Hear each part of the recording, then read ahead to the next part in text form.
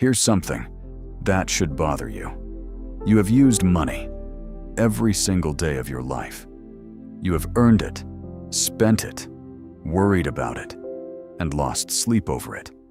But right now, if someone asked you to explain exactly how it actually works, not the surface level answer, the real answer, most of you would go quiet.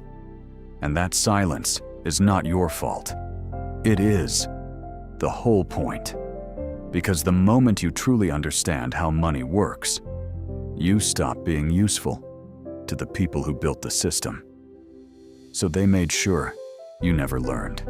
They dressed it up in complicated language, buried it in textbooks nobody reads, and let you figure it out on your own. And while you were figuring it out, they were getting richer. In the next few minutes, I'm going to hand you the map they never wanted you to have. Let's start with the most basic question that nobody actually answers. Honestly, what does a dollar? Go ahead and picture one.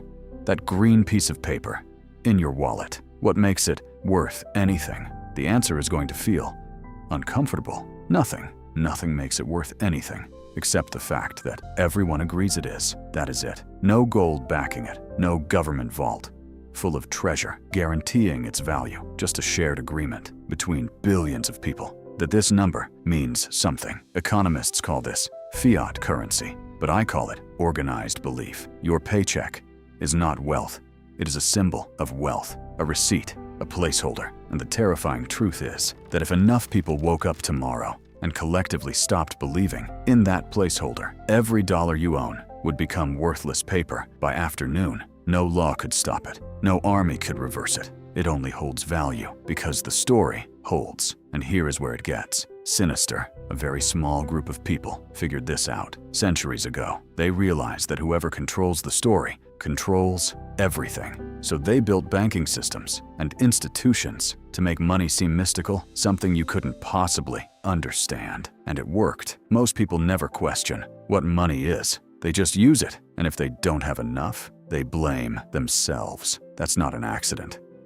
That's by design. So let me walk you through how the actual system works. When you deposit money in a bank, the bank doesn't just keep it, it loans it out. This system is called fractional reserve banking, where banks are only required to hold a fraction of their deposits in reserve. But here is the part that will make your brain hurt. The bank lends out money that doesn't exist yet. They create it digitally by making loans. Every dollar in the system beyond the physical currency is a debt that someone owes to a bank. Think about that. Your salary, the money in your account, a huge portion of it only exists because someone, somewhere, is paying interest on a loan. If they default, that money effectively disappears from the system. And here is where it gets darker. The system requires debt to grow. It requires perpetual growth. Why? Because every loan has interest attached. If a bank creates $1 million in loans at 5% interest, it has created $1 million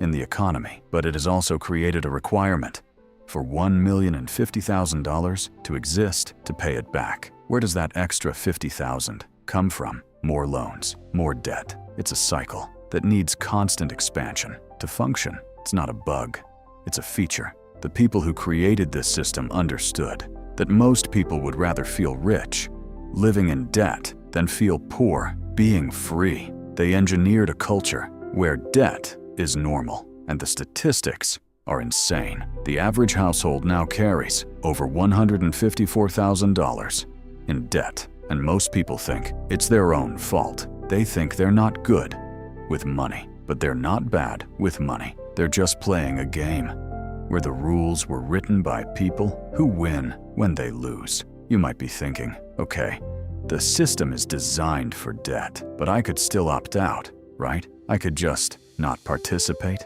And technically, you're right. You could, but the system has built-in layers of psychological hooks to make sure most of us never even try. First, there's the status effect. Money isn't just for survival anymore. It's about signaling that you've made it. And the system has made sure the way you signal that is by consuming expensive things. The house, the car, the phone that costs more than a month's rent. You weren't born wanting these things.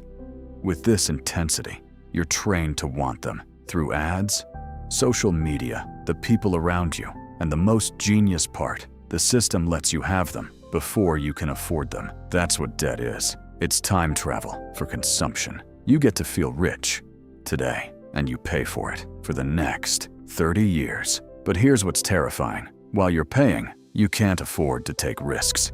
You can't quit the job you hate. You can't start a business. You're trapped. Not in chains, in comfort.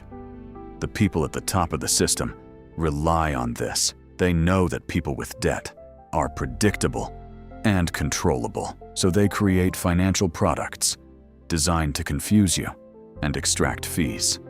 It's not complicated by accident.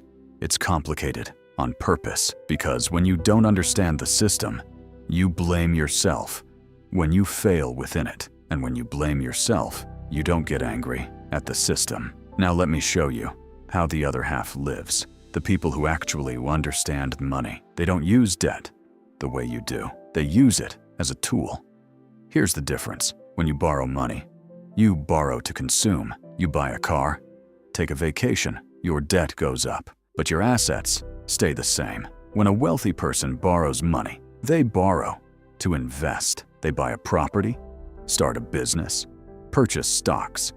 Their debt goes up, but their assets go up faster. And here's the magic. The interest they pay is often tax deductible. So while you're paying interest with after-tax dollars, they're using a tax advantage to fund their investments.